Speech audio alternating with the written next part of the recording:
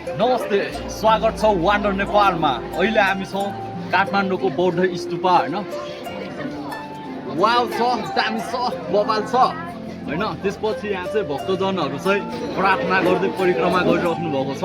हजुरहरूलाई पनि म के भन्न चाहन्छु भनेपछि काठमाडौँ आएपछि एकपटक अवश्य भिजिट गर्नु होला हाम्रो बौद्ध स्तूपा। यहाँको चाहिँ बबाल छ दृश्य होइन, रोचक छ, मनमोहक छ, वाउ छ। अब साँझको बेलामा अझ बबाल ग्लोइङ गरिरहेको छ हाम्रो बौद्ध स्तूपा चाहिँ हेर्न सक्नुहुन्छ मेरो ब्याकग्राउन्डमा। Every thank you. विश्वले युद्धको कुरा गरिरहँदा चाहिँ हाम्रो गौतम बुद्धको आँखाले होइन सबै देखिरहनु भएको छ। त्यसपछि हामी शान्तिको लागि प्रार्थना गर्छौँ। गौतम बुद्धको ज्ञान उपदेश सबैलाई होइन सद्बुद्धि दियोस् र विश्वभरि शान्ति फैलियोस्, यही छ हाम्रो कामना। ओम शान्ति।